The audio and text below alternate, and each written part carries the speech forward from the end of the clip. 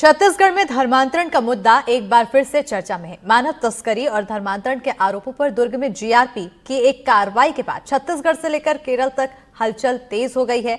मानव तस्करी और धर्मांतरण के आरोपों पर सियासत भी गर्म है।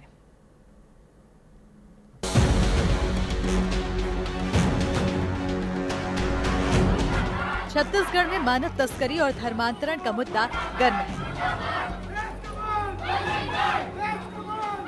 ताजा मामला दुर्ग से जुड़ा है। दुर्ग में 25 जुलाई को जीआरपी ने नारायणपुर के ओरछा की लड़कियों के रेस्क्यू का दावा किया था।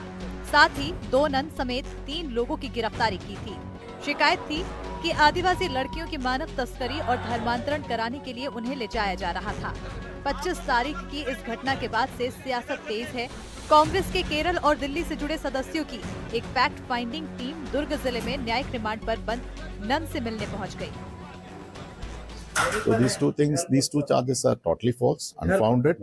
They haven't done anything wrong. They have just come to pick up 3 girls or 3 women who had sought employment with them. Chhattisgarh में केरल की 2 नन की गिरफ्तारी पर सियासत भी तेज है।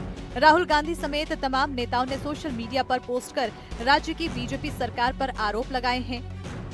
हालांकि छत्तीसगढ़ सरकार के इसको लेकर अपने तर्क हैं।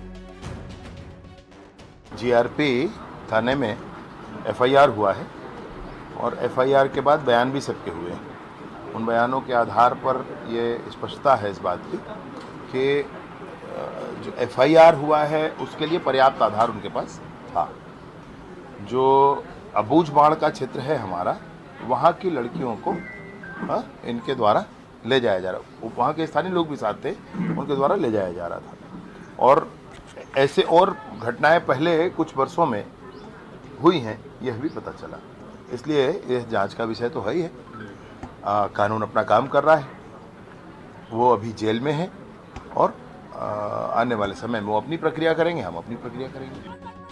छत्तीसगढ़ में धर्मांतरण के खिलाफ नया कानून लगाने की तैयारी की जा रही है। ऐसे में राज्य में धर्मांतरण से जुड़ी शिकायतों के आंकड़े भी जान लीजिए। धमतरी बठेना के मिशनरी अस्पताल पर धर्मांतरण के आरोप लगे। रायपुर में डॉक्टर पर 100 लोगों के धर्मांतरण की कोशिश का आरोप। बस्तर में धर्मांतरित आदिवासियों के अंतिम संस्कार का विरोध। कांकेर के जामगांव में धर्मांतरित ग्रामीण के कफन दफन का विरोध। अब राज्य में गैर कानूनी तरीके से धर्मांतरण के खिलाफ कानून बनाने की तैयारी हो रही है। धर्मांतरण कानून 1968 अभी छत्तीसगढ़ में लागू है। एक प्रावधान बीच में किया गया था 2006 में और उस समय तत्कालीन राज्यपाल महोदय ने उसको राष्ट्रपति जी के पास भेजा था, परंतु उस पर अंतिम कोई निर्णय हुआ नहीं।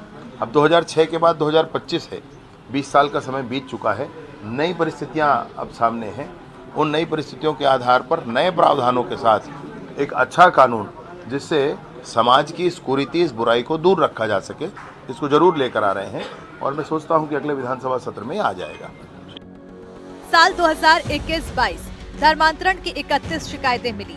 महासमुंद में सबसे ज्यादा 10 शिकायतें, 9 मामलों में प्रकरण दर्ज किया गया। साल 2022-23 धर्मांतरण की 11 शिकायतें मिली। कोरबा में सबसे ज्यादा 6 शिकायतें मिली, 3 मामलों में प्रकरण दर्ज किया गया। साल 2023-24 धर्मांतरण की 16 शिकायतें मिली। सबसे ज्यादा कोरबा में 7 शिकायतें मिली, 9 मामलों में प्रकरण दर्ज किया गया। साल 2024-25 धर्मांतरण की 43 शिकायतें मिली। सबसे ज्यादा बलरामपुर में 10 शिकायतें मिली, 23 मामलों में प्रकरण दर्ज किया गया। 1 मामले में प्रतिबंधात्मक कार्रवाई की गई। गैर कानूनी ढंग से हो रहे धर्मांतरण के खिलाफ छत्तीसगढ़ में नया कानून कब तक बनेगा, नए कानून में नए प्रावधान क्या क्या होंगे, इन सारे सवालों के जवाब भविष्य में ही मिलेंगे। लेकिन राज्य में धर्मांतरण को लेकर एक बार फिर से मुद्दा चर्चा में है। दुर्ग से अपने सहयोगी चंद्रकांत शर्मा, रायपुर से कैमरा सहयोगी प्रवीण साहू के साथ नीलेश त्रिपाठी, एनडीटीवी।